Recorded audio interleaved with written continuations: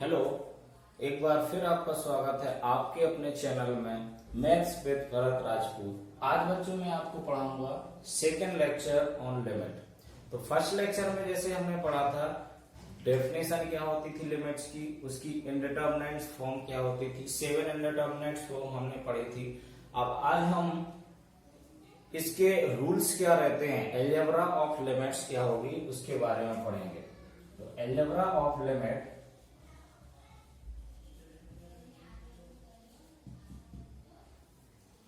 अब यहां पर अगर हम दो फंक्शंस मानते हैं, एक f(x) और एक g(x) और दोनों की limit x tending to a पर, एक की l है और एक पर m है, तो लिखोगे let two functions limit x tending to a f(x) is equal to l and the function having limit x equal to a g(x) equal to m। ये दो फंक्शन सबसे पहले हमें कंसीडर करें जिसकी लिमिट l है और दूसरे की लिमिट m है। तो फर्स्ट रूल होता है कि limit x tending to a f(x) plus g(x)। अच्छा, इसमें दोनों हो जाते हैं प्लस और माइनस, तो ये किसके इक्वल होगा, यहां पर इसको लग सकते हैं हम limit x tending to a f(x) plus minus limit x tending to a g(x)। Means अगर एडिशन में दो फंक्शंस लिखे हैं, आइदर इट इज एडिशन और subtraction, we multiply the limit to both functions. तो ये क्या आ जाएगी, l प्लस माइनस m। अगर प्लस होगा तो l आ जाएगा और अगर माइनस है तो l माइनस m आ जाएगा। सेकंड के लिए अगर प्रोडक्ट की बात करते हैं, सेम कॉन्सेप्ट प्रोडक्ट में यूज होगा।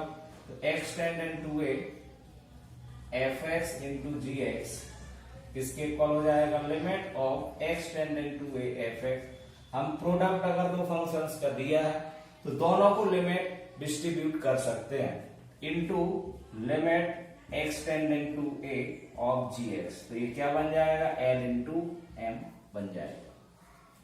थर्ड इज फॉर क्वेश्चन, इसको हम डिफरेंस और सम रूल बोल सकते हैं, इसको हम प्रोडक्ट रूल बोल सकते हैं, इसको क्वेशेंट रूल बोल सकते हैं। सो ये क्या हो जाएगा, limit x tending to a f(x) by g(x).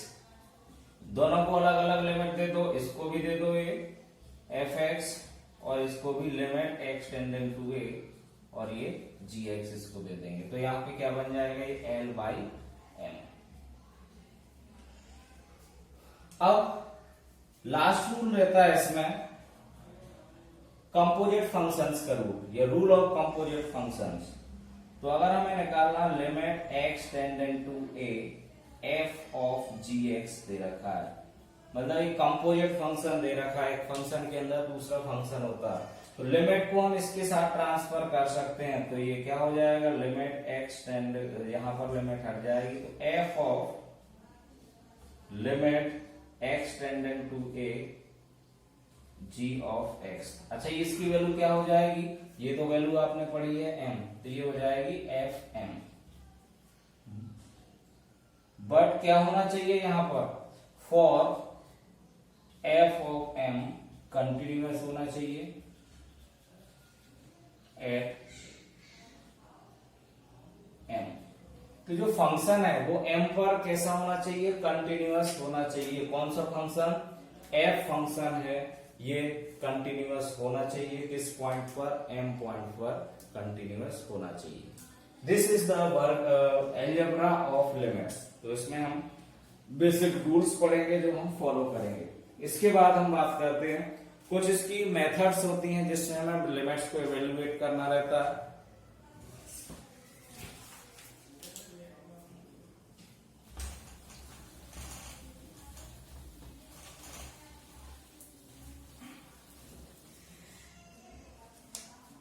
अब आता है इवेल्युएशन ऑफ लिमिट।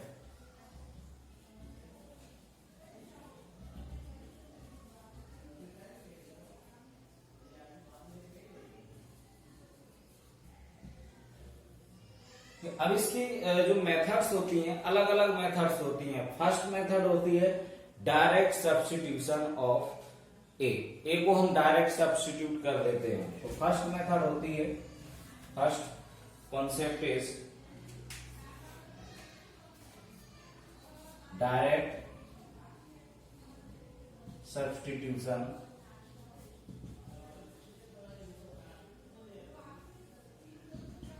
तो इस मेथड में देखो हम क्या करते हैं, अगर हमारे पास जो फंक्शंस है वो तो रियल वैल्यू आती है, चाहे वो रेशनल फंक्शंस हो या फिर डायरेक्ट फंक्शन दे रखा होगा, तो लिखेंगे हम if F X is real value function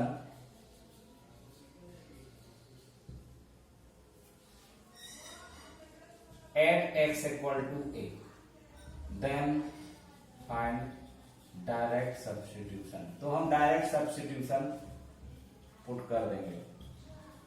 तो फॉर एग्जांपल, अब इसके एग्जांपल अगर देख लेते हैं, जैसे हमारे पास एक छोटा सा क्वेश्चन है x tending to 1 3x square plus 4x plus 5, इसको हमें देखना है। तो हम डायरेक्ट अगर पुट करते हैं लिमिट को, तो क्या जाएगा, यहाँ पर कोई 0/0 की फॉर्म नहीं बनेगी, इनडिटरमिनेट फॉर्म नहीं बनती है, तो हम डायरेक्ट पुट कर सकते हैं। सो 3 × 1 का स्क्वायर प्लस 4 × 1 प्लस 5, ये क्या बन जाएगा, यहाँ से 3 + 4 + 5 इज इक्वल टू 12, ये इसका आंसर आ जाएगा।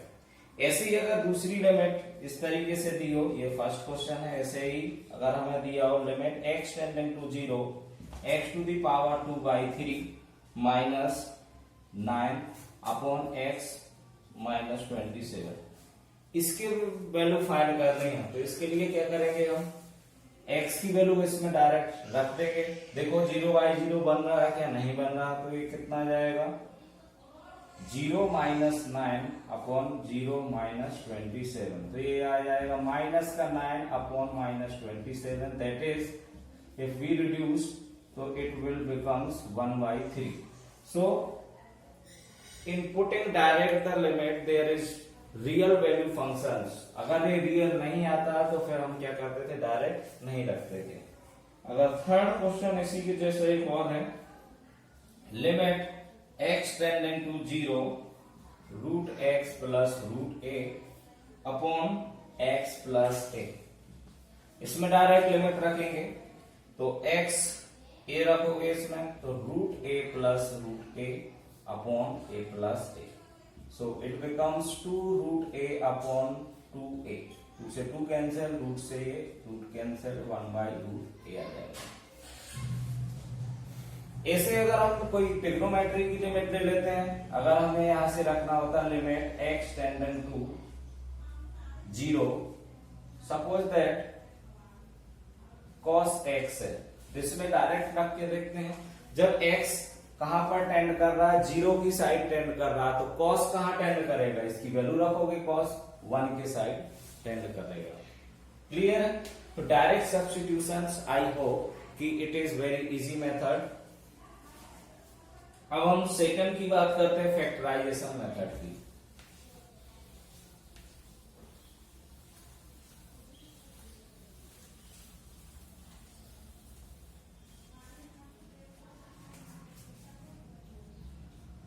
Factorisation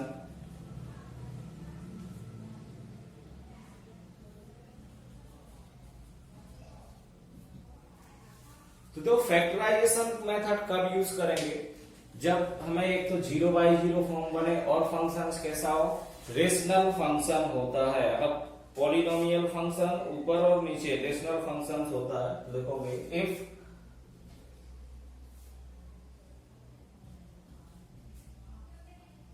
limit of x tending to a fx upon gx, इस तरीके से फंक्शन है, और ये किस फॉर्म में आता है, gets 0/0 form at x equal to a। अगर x इक्वल टू a पर ये कोई रेशनल फंक्शन है, इसकी फॉर्म 0/0 फॉर्म आती है, तो हमें क्या करना, fx और gx के फैक्टर्स करते हैं, then factorize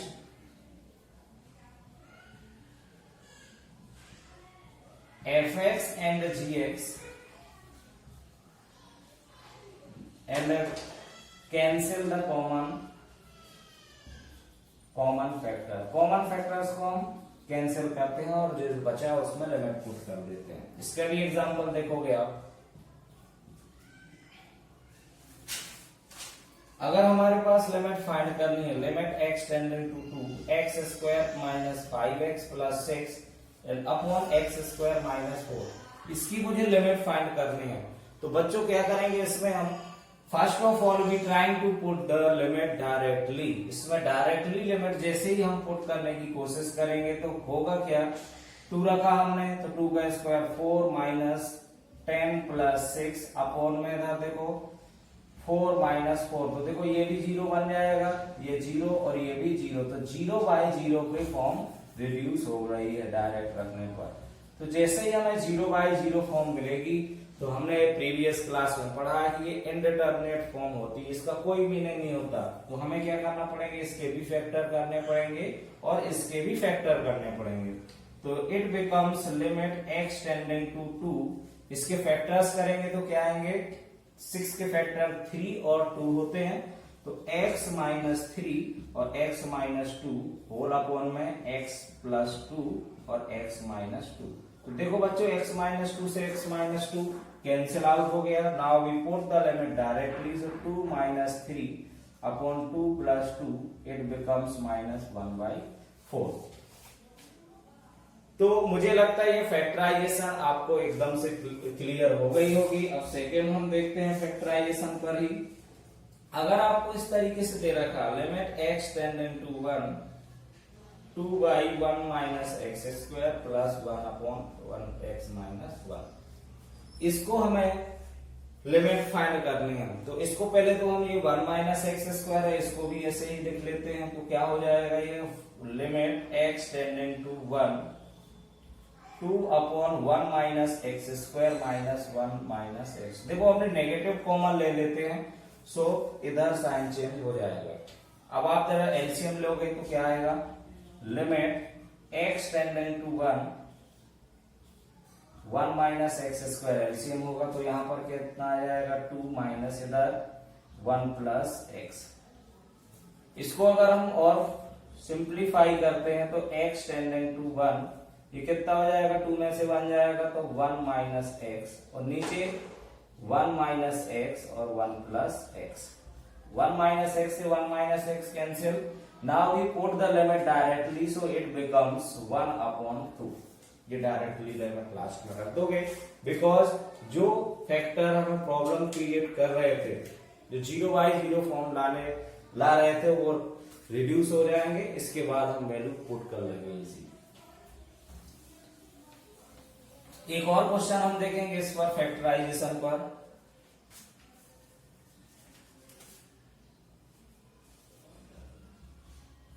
limit x tending to minus 1 x cube plus 1 upon x plus 1, इसको हमें क्या करना है, लिमिट फाइंड करनी है। किस पर, माइनस 1 पर।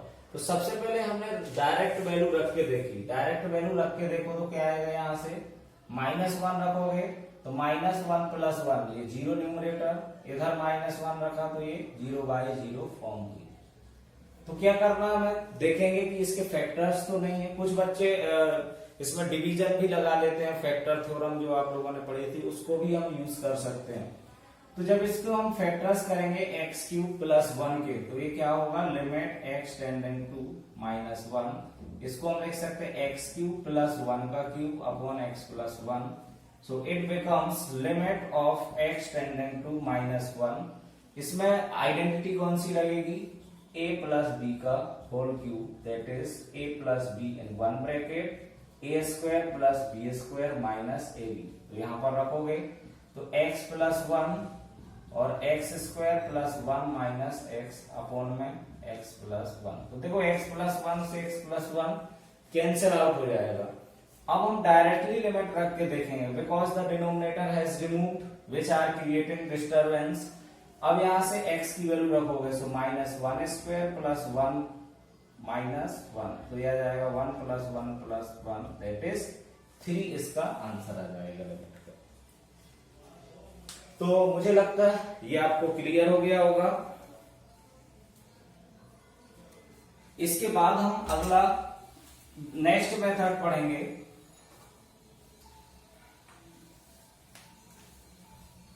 rationalization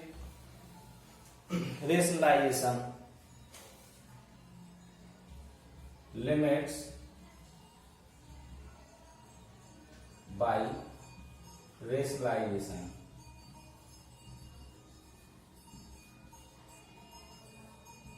तो रेशनलाइजेशन आप लोग अच्छे से जानते हो, प्रीवियस क्लासेस में आपने पढ़ा कि रेशनलाइजेशन में क्या करते हैं हम, कंजुगेट से मल्टीप्लाई न्यूमरेटर और डिनोमिनेटर में करते थे। कंजुगेट क्या होता था, अगर रूट है तो उनके बीच में साइन चेंज कर देते थे। तो यहाँ पर हमें रेशनलाइजेशन कब करना है ये देखना। तो यहाँ पर लिखेंगे कि व्हेन न्यूमरेटर और denominator have a square root or surds with 0 by 0 form, 0 by 0 और infinite by infinite form। कभी भी इस तरीके की फॉर्म आती है और जो न्यूमरेटर या डिनोमिनेटर है उनमें क्या होना चाहिए, अगर रूट इंक्लूड हो रहे हैं तो हम क्या करेंगे, रेशनलाइजेशन मेथड यूज करेंगे उस केस में। तो अब इसके कुछ क्वेश्चंस देख लेते हैं। जैसे एग्जांपल में बात करता हूं, ये फर्स्ट एग्जांपल है, limit x tending to 0 root of 2 plus x minus root 2 upon x। इसकी वैल्यू हमें फाइंड करनी है रेशनलाइजेशन मेथड से। तो देखा हमने यहाँ पर सबसे पहले हम फॉर्म चेक करते हैं। तो फॉर्म क्या होगी, अगर हम 0 की वैल्यू रखते हैं इधर तो क्या आ जाएगी, ये रूट 2 माइनस रूट 2 अपॉन 0। तो ये 0 बाई 0 फॉर्म आ रही है। तो अगर 0 बाई 0 फॉर्म आ रही है तो हमें क्या करना पड़ेगा, अब इसका रेशनलाइज करेंगे तो ये आएगा limit x tending to 0 root of 2 plus x minus root 2 upon x। तो किससे मल्टीप्लाई करेंगे, न्यूमरेटर और डिनोमिनेटर में इसका कंजुगेट क्या होगा, पॉजिटिव साइन वाला। तो root 2 plus x plus root 2 upon root 2 plus x plus root 2, इसका हमने मल्टीप्लाई कर दिया। तो अल्टीमेटली ये किसके इक्वल आ जाएगा, देखो यहाँ पर a plus b a minus b. तो एक बार रूट 2 प्लस एक्स का स्क्वायर माइनस रूट 2 का स्क्वायर होल अपॉन में x into root 2a plus x plus root 2। यहाँ पर लिमिट लगा देंगे x टेंडिंग टू 0। अब देखो ये रूट से स्क्वायर हट जाएगा तो 2 प्लस एक्स माइनस 2 अपॉन में x, इसके साथ root 2 plus x plus root 2 ये गया। अच्छा यहां से x चला जाएगा तो यहां पर लिमिट रख दोगे तो 1 अपॉन इसमें 0 रखेंगे तो रूट 2 प्लस रूट 2 तो कितना जाएगा 1 by 2 root 2। This is our final answer. इस तरीके से हम फाइनल आंसर फाइंड कर सकते हैं। अब इसी के जैसे और दूसरे क्वेश्चंस की बात कर रहे हैं हम।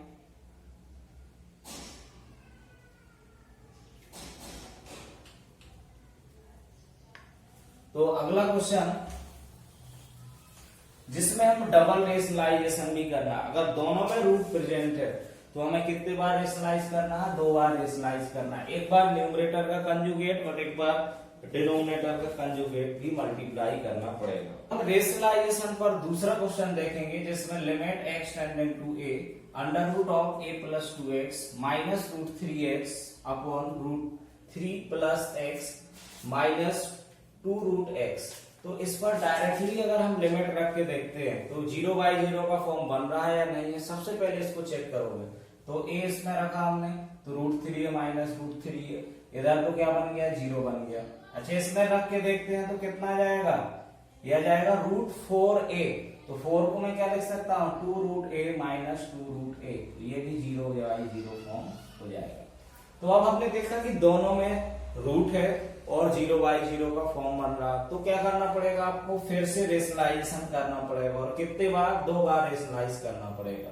तो इसको हम लिखेंगे is equal to limit x tending to a। पहले इसका कंजुगेट का मल्टीप्लाई करेंगे तो क्या आएगा, यहां से root a plus 2x minus root 3x root 3 plus x minus 2 root x. चलो पहले न्यूमरेटर का कंजुगेट से मल्टीप्लाई करते हैं, तो इसका क्या हो जाएगा, under root of A plus 2x plus root 3x upon में under root of A plus 2x plus root 3x। This is the rationalisation of the numerator. अब डिनोमिनेटर का भी करेंगे तो यहाँ माइनस है तो प्लस वाले से, तो under root 3a plus x plus 2 root X upon में root of 3a plus x plus 2 root X. तो इस तरीके से हमने डबल रेशनलाइजेशन कर लिया। Limit X tending to A. अब देखो इसका मल्टीप्लाई किसके साथ होगा, इसके साथ हो जाएगा, और इसका मल्टीप्लाई इसके साथ होगा। तो ये क्या बन जाएगा, यहां से इसका मल्टीप्लाई करेंगे तो आ जाएगा यहां से a प्लस 2x। अब मैं डायरेक्ट कर दे रहा हूं, आइडेंटिटी लगा दे रहा हूं, a प्लस बी का होल स्क्वायर। ये चलो अभी हम डायरेक्ट नहीं करते हैं, a प्लस रूट 2x का स्क्वायर माइनस रूट 3x का स्क्वायर होल अपॉन में root of 3a plus x का स्क्वायर माइनस 2 रूट x का स्क्वायर। अच्छा यहां पर बच कौन जाएगा, ये वाला root 3a plus x plus 2 root X upon में root of a plus 2x plus root 3x।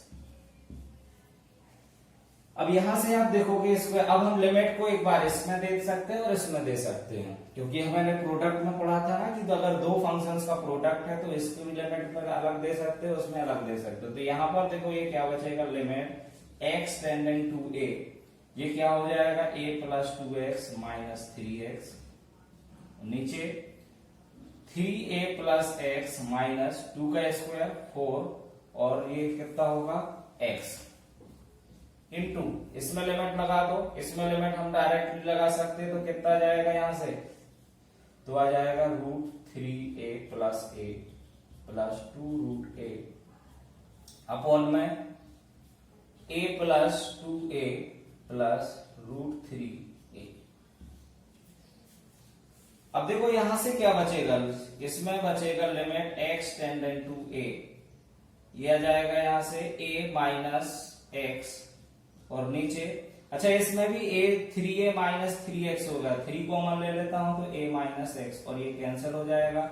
इसकी वैल्यू अगर हम कैलकुलेट करेंगे तो कितना आ जाएगा, रूट 3a प्लस a, तो 2 root a plus 2 root a numerator, और इसमें रूट 3a तो 2 रूट 3a ये आ जाएगा। अब आगे ये 1/3 आगे है, तो 1/3 इसमें 2 अगर मैं कॉमन ले लूँ, 2 2 जब 4 हो जाएगा, तो 4 रूट a अपॉन में इसको क्या लिखेंगे 2 रूट 3 इंटू रूट a, तो रूट a से रूट a कैंसिल, ये 2 से 2 कैंसिल आ जाएगा, तो 2 अपॉन 3 रूट 3, ये हमारा फाइनल आंसर आ जाएगा। तो इस तरीके से हम डबल रेशनलाइजेशन पर बेस्ड क्वेश्चंस कर सकते हैं। तो इस तरीके से और भी बहुत सारे क्वेश्चंस होंगे, तो आपको देखना है, अगर दोनों में रूट है तो हमें 2 बार रेशनलाइजेशन करना पड़ता है। तो बच्चों आपको आज का ये वीडियो कैसा लगा, लाइक जरूर करें और सब्सक्राइब जरूर करें मेरे चैनल को। Thank you to all.